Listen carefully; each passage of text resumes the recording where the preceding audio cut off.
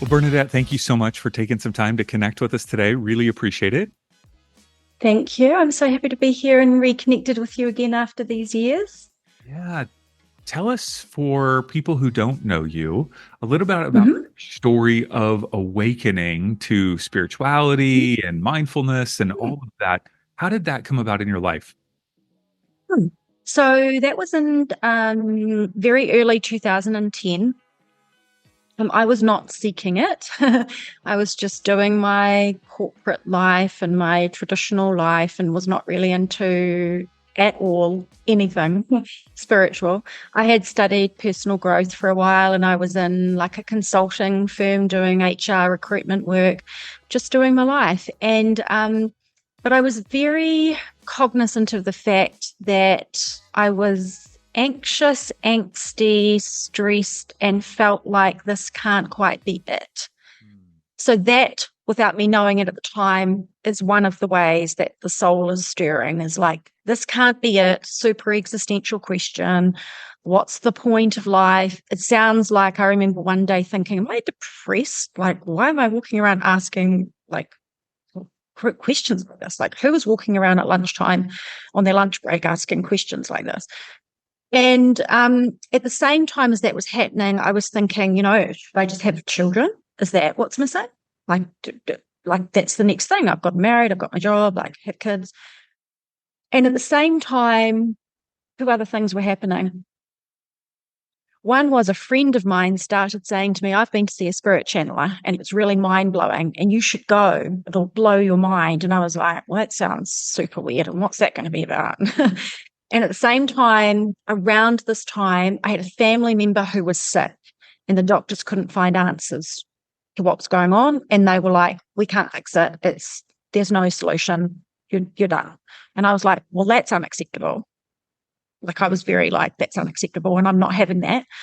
So all of this was bubbling at the same time, questioning life, seeking answers for other things, people saying things to me. And it was like a storm of events, of synchronicities and things kind of pushing me.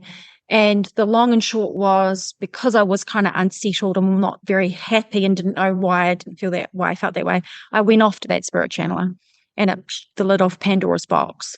And what followed was a whole series of things where I just followed synchronicities and signs and ended up just doing the most bizarre things that I never thought I would ever do and trying to find answers to help this family member. And the whole thing just ended up being this explosion of a spiritual awakening. And this So life has these miraculous ways from the inside and outside like of, 14 years ago. yeah, Yeah. 2010. And when you went to this, you said spirit channeler, what did he or she say or do, and how did that impact you? Mm, mm. So this person, they were making themselves available as a space for a spirit to speak. And it wasn't odd at all. It was a bit unusual, the voice change and all that kind of thing. The being was extremely loving and very funny. And the reason I listened, because I'm extremely left-brained, I'm very stubborn, I'm not easily swayed on anything, was that he just outed all the stuff he could possibly never have known, Hmm. like the intricacies of the dynamic of my marriage, like how I go about things compared to how other people around me go about things. There was just so many things about it. And I was like, what is going on? And there were a few messages that came through that directly, without me asking, spoke to how I had been feeling and what I was battling with. He just basically spoke directly to it. And it with a whole lot of other synchronicity that started happening at the time, all started saying the same thing. And it pointed me to start, oh my gosh, I've got a purpose. Oh, I've got a purpose. Is this real? Like, it's coming from all these different angles. And so I was like, what if that is like, I've got some kind of spiritual purpose? Oh my gosh. And I started looking into it and investigating it. And the more I did, the more curious and excited and passionate I got. And of course, it was no mistake that, your gifts that you're born with get highlighted and blossom and used when you are in your lane. And that's what started happening. And we can talk about a little bit later. The other thing that happens when you get in your lane from a soul purpose point of view is all your stuff comes up. So all your fears come up, all your limitations come up because you're designed to have them crumble away. You want to break the egg and shatter that so that you can evolve and emerge here, in your fuller soulful self. So all of this was happening. And I was like, wow, this is something worth investigating and like giving my life to, basically, spirituality and diving in, because why is everybody not talking about this all the time? That's what I remember thinking. Now, a lot of Like people there's magic. this awakening, and then all of a sudden there is this sense of, wow, maybe I should spend a lot of my life doing this, even vocationally. Mm-hmm. So how did that come up for you, where it shifted from, okay, this is something for me personally to explore, to, wow, I want to help others with this?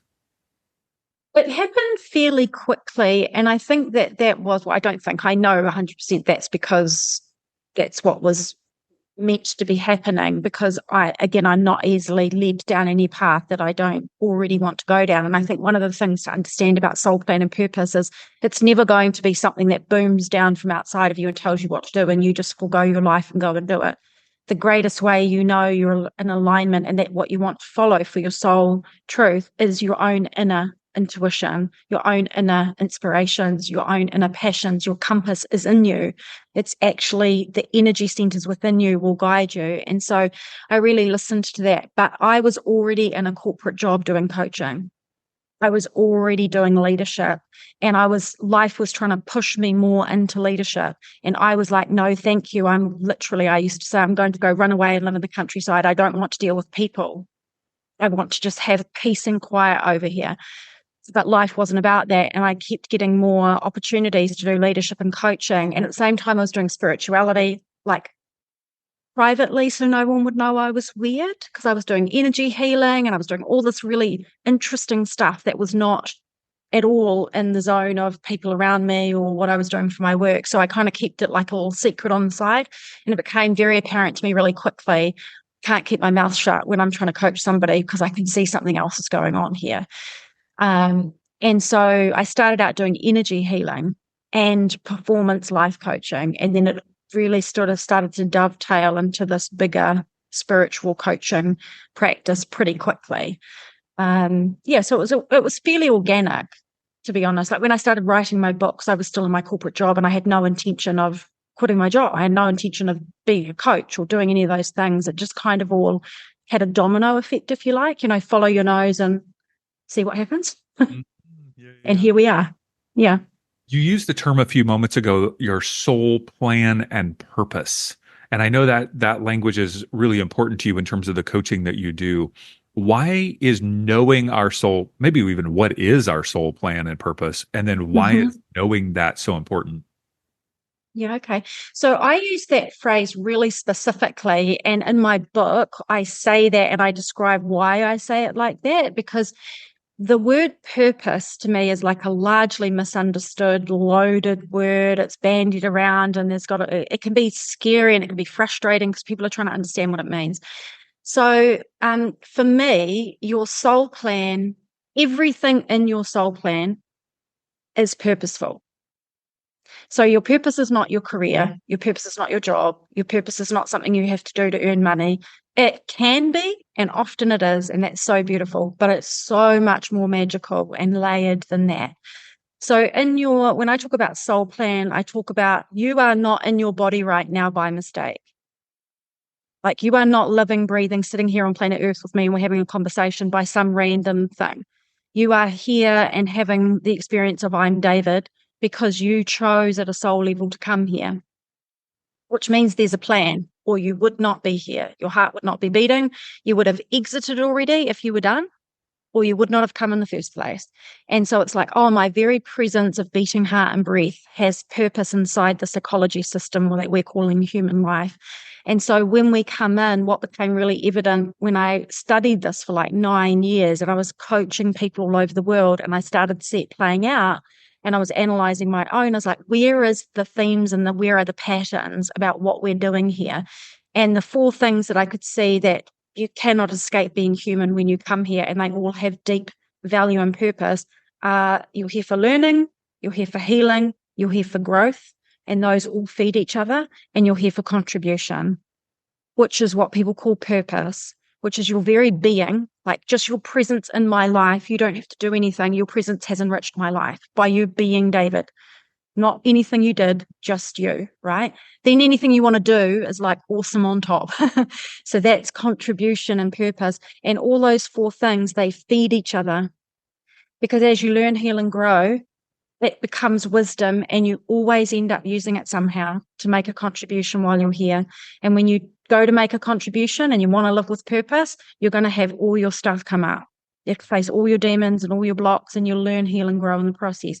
So there's amazing, super fascinating synergy going on between these elements. Mm-hmm. So in my old life, you may remember I was a pastor for 10 years, and there's a big theme that God has a plan for your life, right?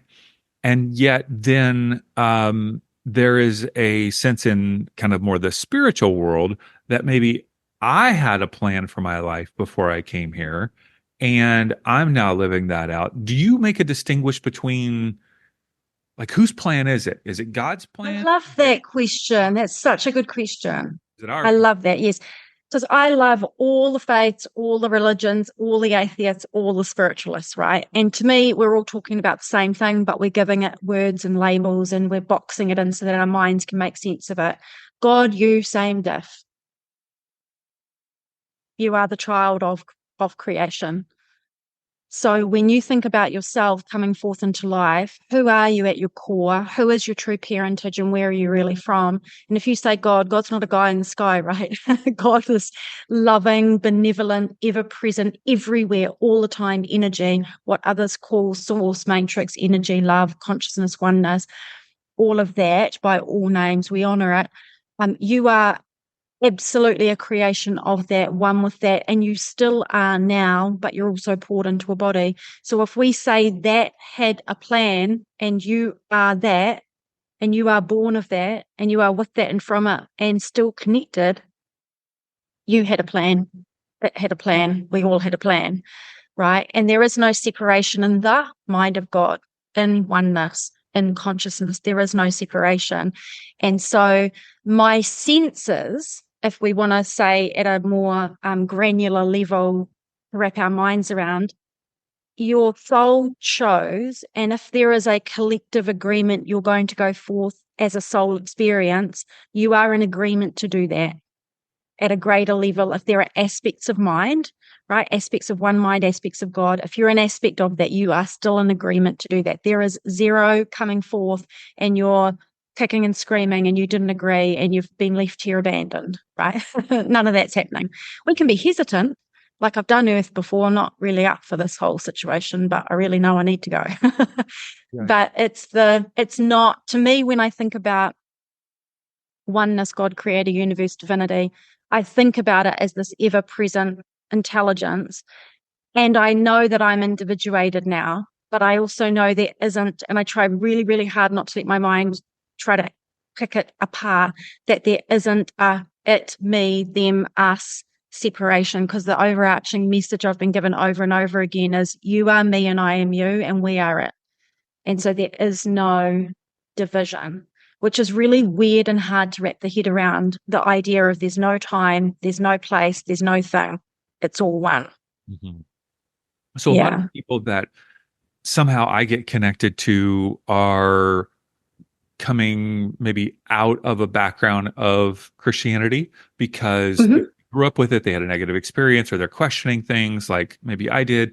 And that concept of I am God is really all that there is no separation, as you just described, is probably one of the most difficult concepts to swallow, right? Because Yes, totally.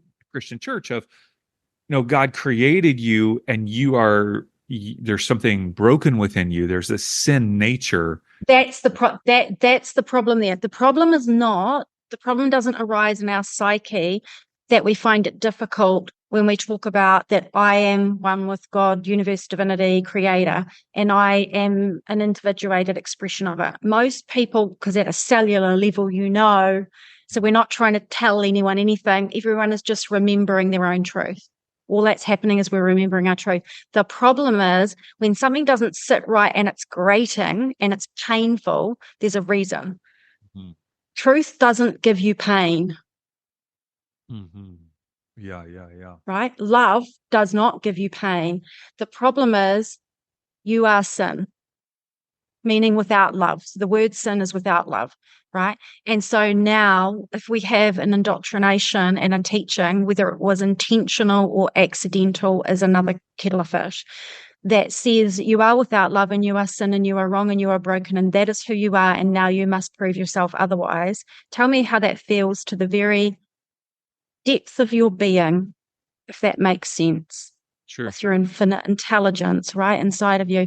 The thing is that like I was raised Catholic and I'm not practicing in religion. And I love all faith systems that bring people peace and sense of unity, right? That we want to cherish them all. And I have a lot of clients who are also have gone through different religions and upbringings and have like pieced together their own view of the world. And I've got lots of people in my community that are like Christian and are like, I love you and I love your teachings, but I'm not about your real new age stuff. And that's cool too.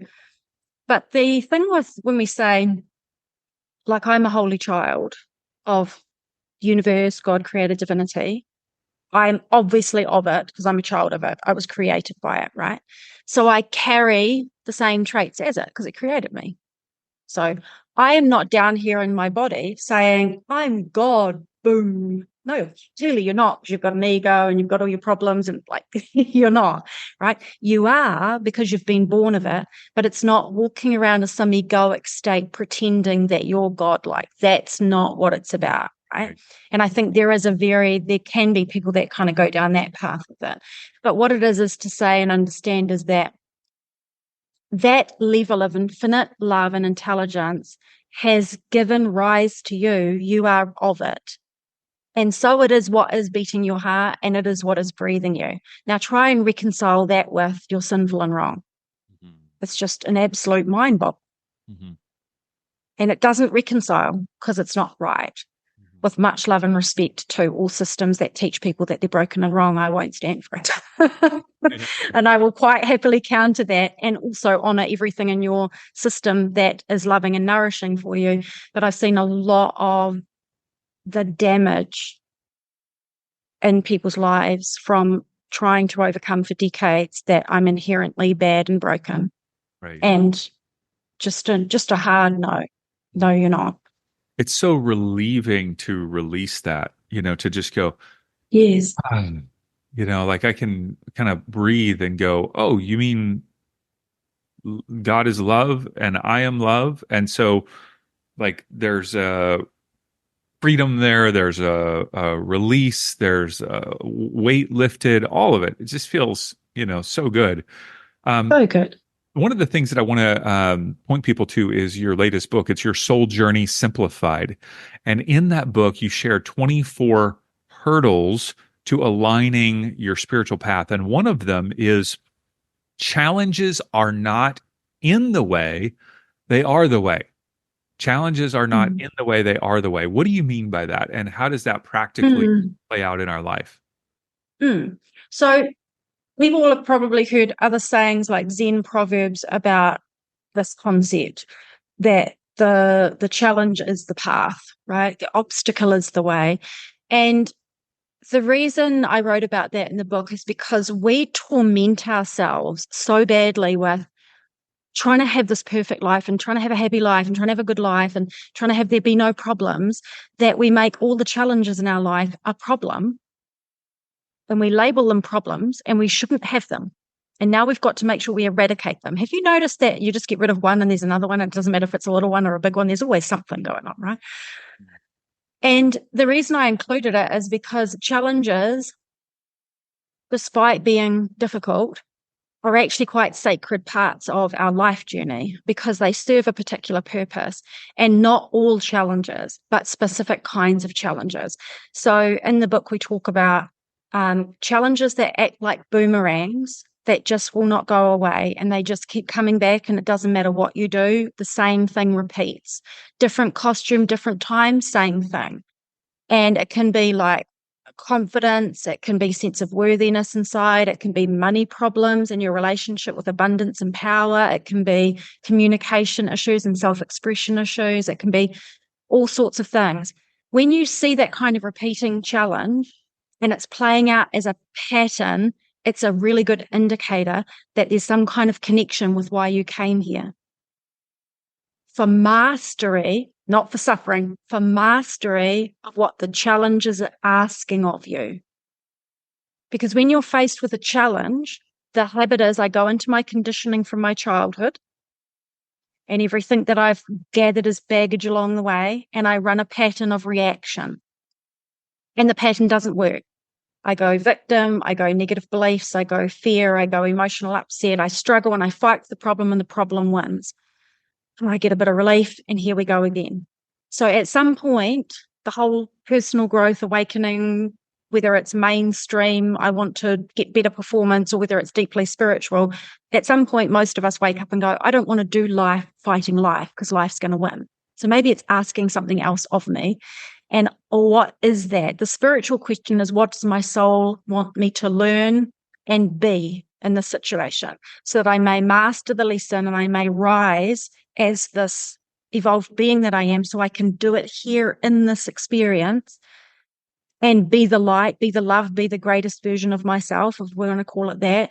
But to do that, we do it through the challenge, not in spite of it. It's what, like, tell me, have the greatest challenges in your life made you wiser and stronger and more awesome and sent you down paths that you now are like really glad you went down? Well, they almost killed me, but Mhm. yeah, I mean, No, but you are a wise being. Like, you have wisdom in you because of the things, even the things that put you on your knees. absolutely, without a doubt. And there's also regret, mixed in with some of Yes, that. But it's yes. because of the decisions that I've made or challenges that I've gone through or still going through. Yeah, without a doubt, I'm a different person, Yeah, totally different yeah. person.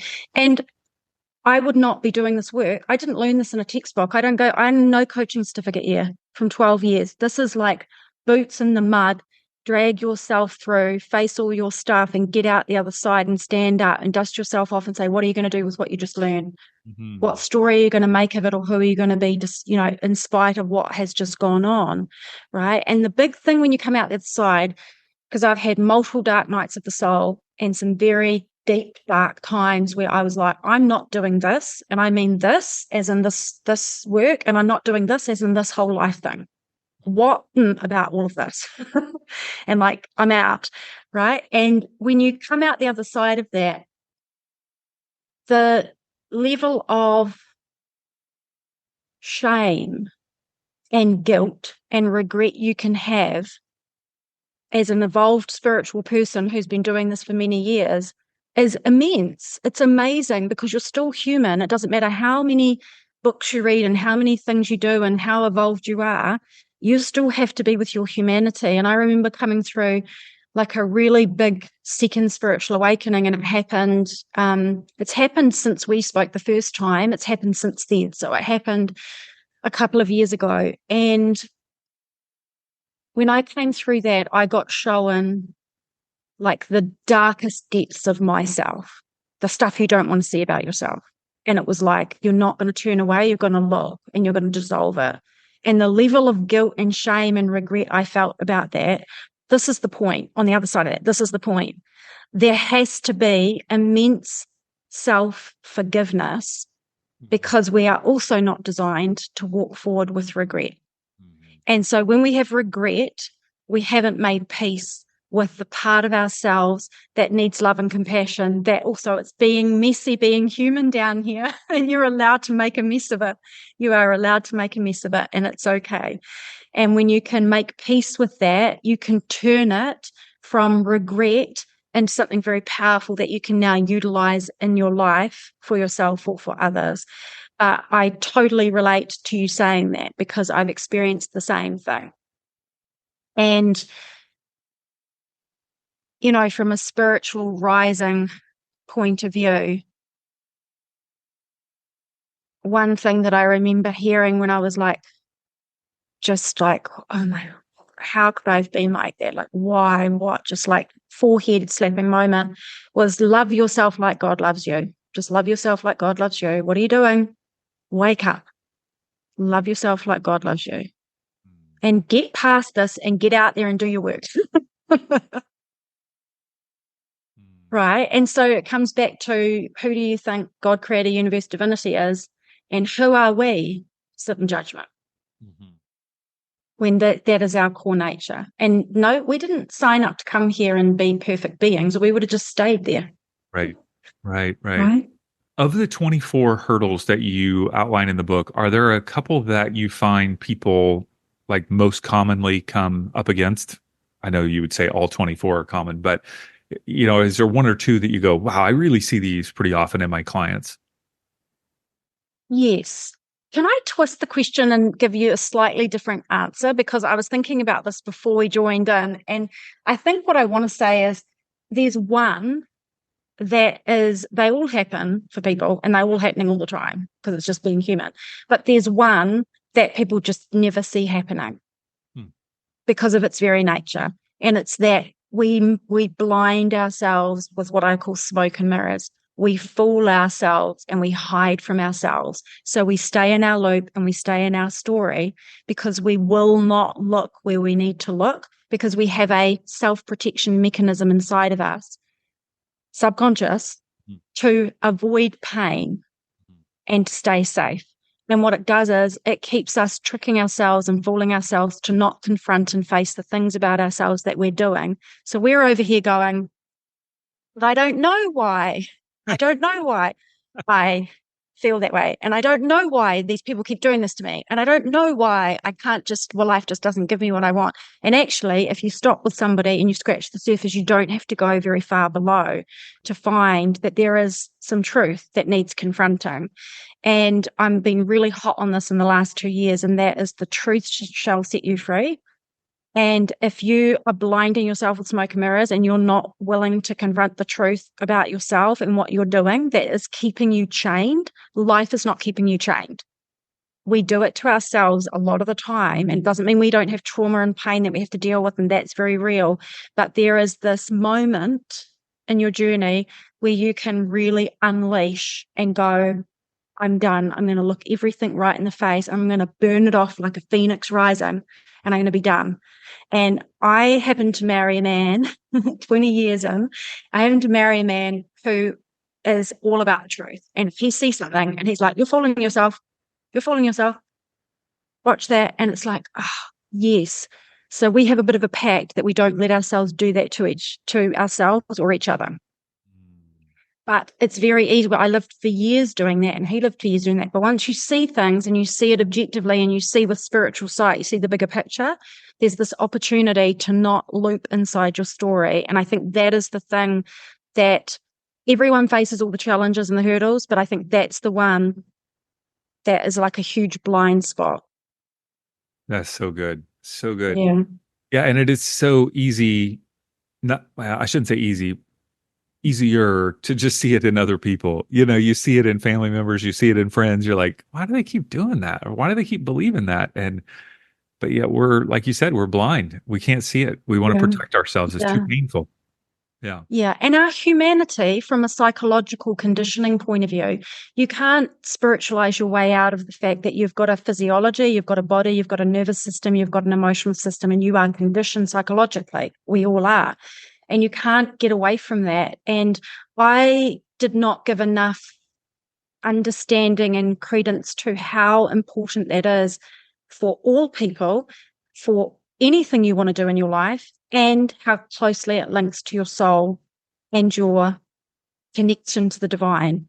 Because if you are locked and loaded in conditioning, you're not connected in. There's a barrier and an intermediary, and you're living through your conditioning. And so that psychology, being able to really go, oh yeah, you know what? I used to say to my sister, well, I didn't have any conditioning from childhood. I don't remember anything going on. And she goes, that's what they all say when they've got the conditioning. And I realized, like, I had a great, beautiful upbringing, and I realized, oh wow, it doesn't matter where you come from or what you do, you are experiencing it. Right. Right. Yeah, and you've got to see it and set yourself free. one of the things that I've experienced in the last several years are experiencing some medicine ceremonies, which I don't know if you have participated in, that Yes. with psilocybin or 5-MeO DMT, that if you're open to it, if you're willing to it, will kind of pull away that veil, pull away that smoke and mirrors, and go, Exactly. there it is, there it is. Take a look. Exactly. In the medicine field, there's Exactly. a way that you have to look at it. Yes. And it's extremely sacred and it's extremely powerful. Setting an intention, you'll never be the same again. Yeah. And I consider it to be, I have one thing to say about it. It is to be treated with the utmost reverence Oh, without a doubt. because it is very, very, very powerful, right? We know. Yeah. And I also believe that when we're on our spiritual journey, the exact vibrational match for where we're at to meet our psyche and our nature at each point in time always crosses our path, whether it's a book, a teacher, a Mhm. podcast like yours, plant medicine, whatever it is, it will enter into your life at the time as a match for you, which is why I always say to people, be really mindful about just following what everyone else is doing, because your journey is curated for your unique vibration. And if you are open for, I want my spiritual journey to evolve, I want to do more healing, I'm ready to let go of this, open your heart and call for it. And it will come, but it will come in a very particular way that is going to be a right match for you at that time. Yeah. All these cold plunges are really popular right now. I don't know if that's the case, around the world. That's not part of my journey. No, I haven't cold plunged. No, I would totally do that I think if I had an opportunity. I've done a few little, like, where you do those cold, you go hot sauna, cold bath thing. It's not pleasant. It's not pleasant. I want to go back to your book because a huge theme in the book are the 11 stages of what you call a soul odyssey. And we've kind of touched Mhm. base on it in our conversation, but I found that the way that you clearly broke down those 11 stages was really helpful. Would you mind just walking through those 11 real briefly? Yeah, I'll do a really brief thing. Before I do, they are non-linear. So we have to put them in a timeline because that's how we make sense of stuff. So they're non-linear. They can happen in reverse order. They can happen all at the same time, and they can happen over and over and over again. So it's a way to describe your journey as it's happening in a 3D reality where you think there's time and there's a past, present, and future. So the first one is pre-birth planning. So it's just an acknowledgement and honoring of the fact you're not here randomly, and your lessons are different to mine and your gifts are different to mine, and you have a plan and purpose and it's different to everybody else's. So something went down and we talk about and go into what that is. And then the second stage is arrival and separation. I call it the great separation. You come from oneness and source, you come into this world and you have this ripping from your original one state. You're now in duality, you're a separate body. There is a whole flow-on consequence of that people are still healing many years later without realizing that they feel some sense of loss and some sense of abandonment or separation. It's because we left home, right? We have this experience. The third stage is conditioning, which is very important. It's the most important stage to understand, and it's the psychological and emotional conditioning we go through, whether we like it or not, just because we're human. It happens to everybody, but we've got to wake up to it and we have to ditch it, release it, so that what is left when we ditch the conditioning is who we really are. The fourth stage is challenges and the part they play in our life, and for us to come at them from a spiritual vantage point, which is we look at them with the eyes of our soul and we say, I will not have any challenge become the breaking of me, but the making of me. And how am I going to be about it? What am I going to say about it? What am I going to do about it? So that I can be soulful in how I face it, and how you learn your soul lessons that you came here for through challenges. The fifth stage is called the call, and it's the call to wake up inside the dream. So it's spiritual wake-up calls, situational wake-ups, crises, things that are occurring to bump you either awake spiritually or to bump you out of places you should not be because that season is over, places, spaces, situations, and calls into You're being called up into something. So it could be any one of those things where life is saying, come and fill your place in this universe and do the things you're here to do.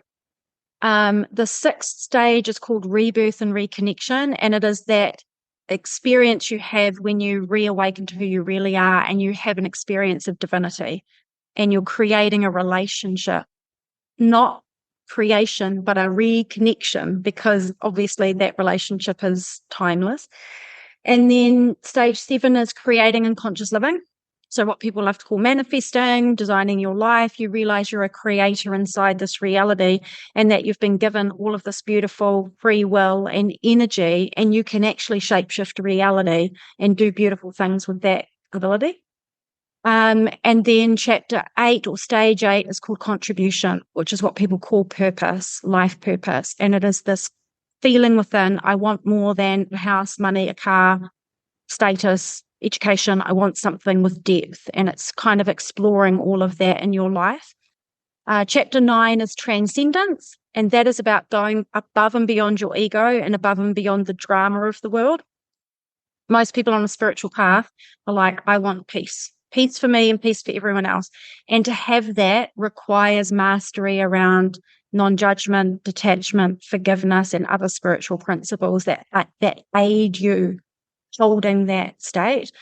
Chapter 10 is transition. No soul journey is complete without completion. So we talk about death, and we talk about how sacred it is and how the end is not the end, and understanding how to hold peace for death so that you can have peace in life.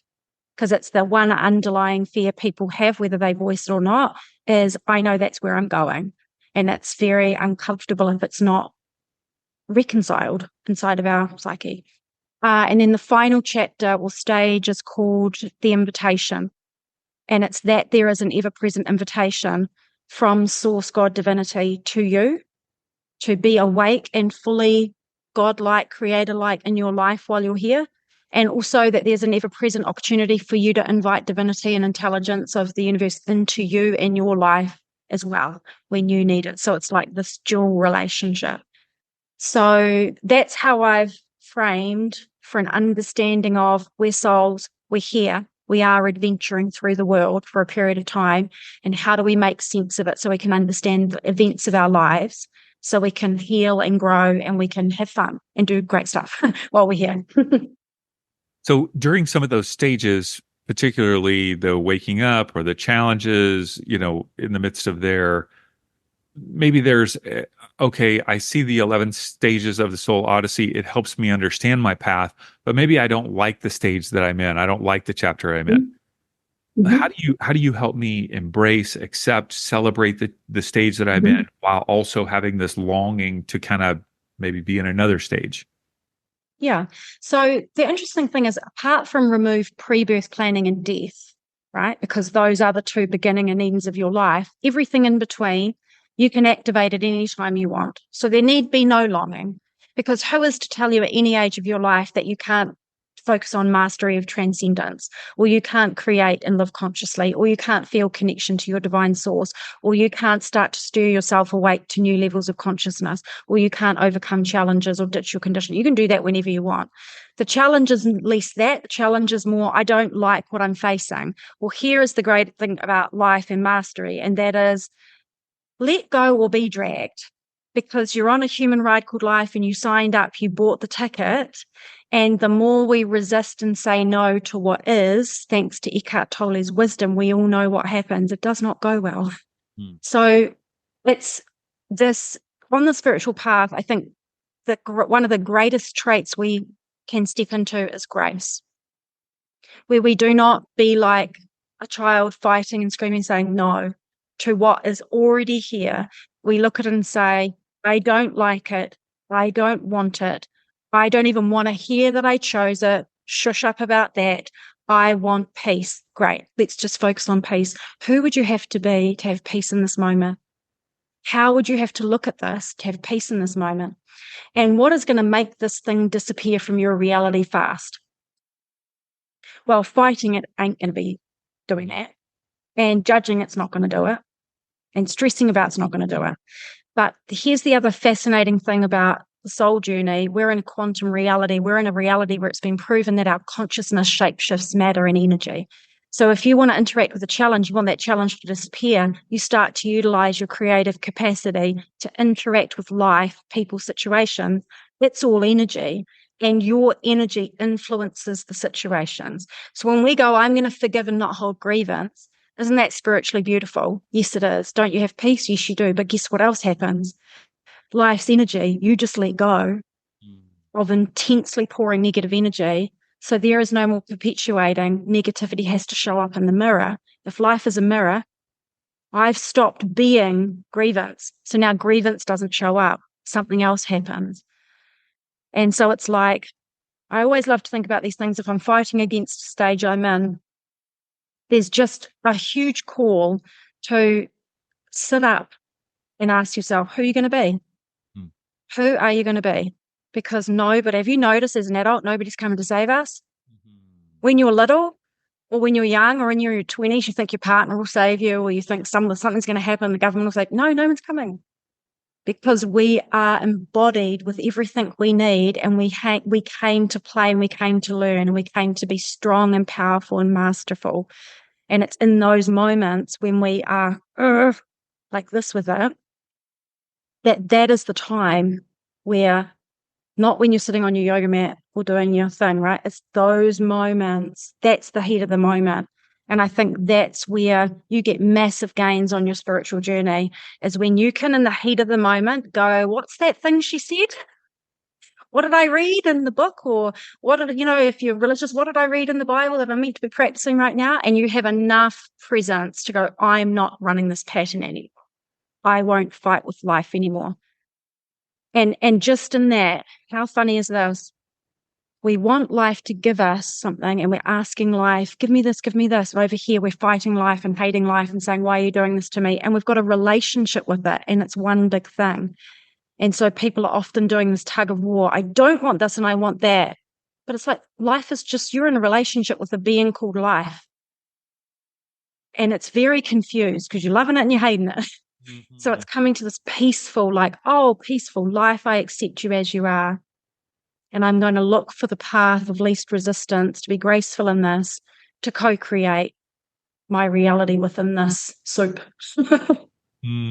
So good.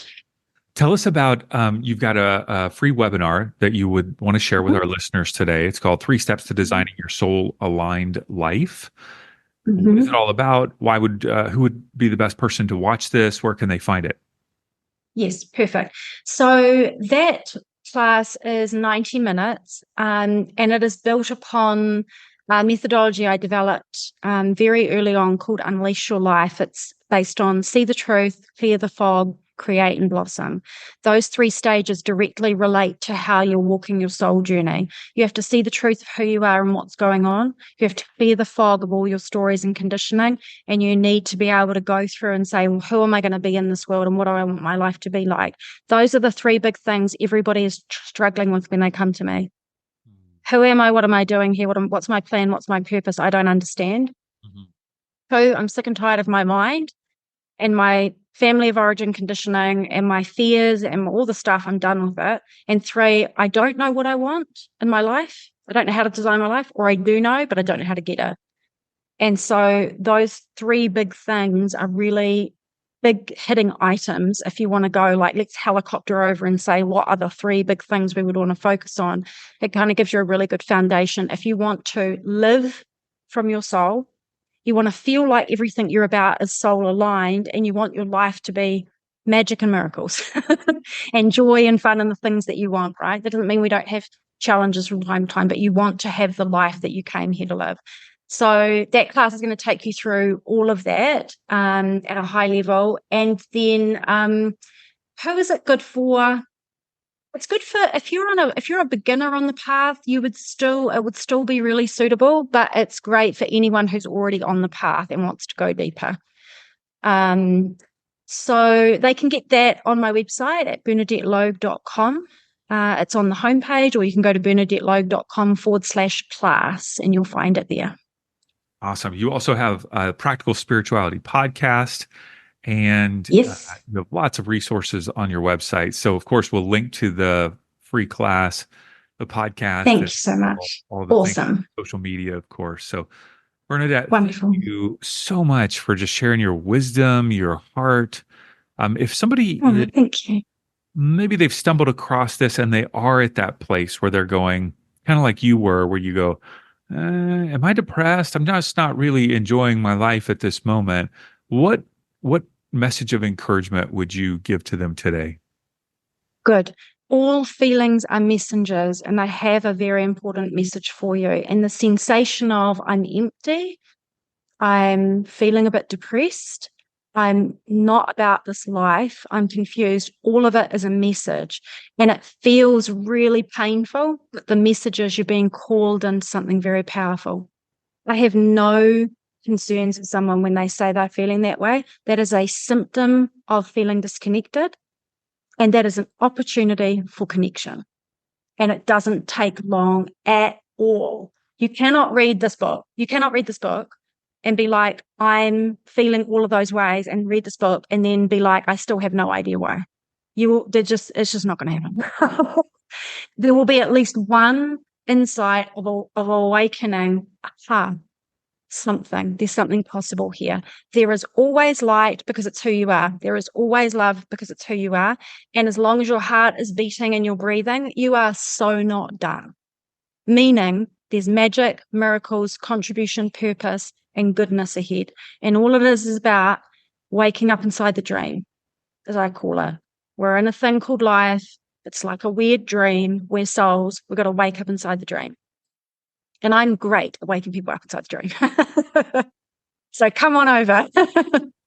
Well, hey, if you are a listener and you like to read, I encourage you to download Bernadette's book in a digital format on our website, Your Soul Journey Simplified. If you want to watch something, you can watch our class, 3 Steps to Designing Your Soul Aligned Life. And if you want to listen to something, well, you've already been listening, but you can dive deeper with Bernadette into her podcast, Practical Spirituality, on all the podcast platforms. So, Bernadette, thank you once again. Really appreciate it. Thank you for having me. It's so nice to reconnect, and thank you to everyone for listening. It's been a real pleasure to be here. I so appreciate it.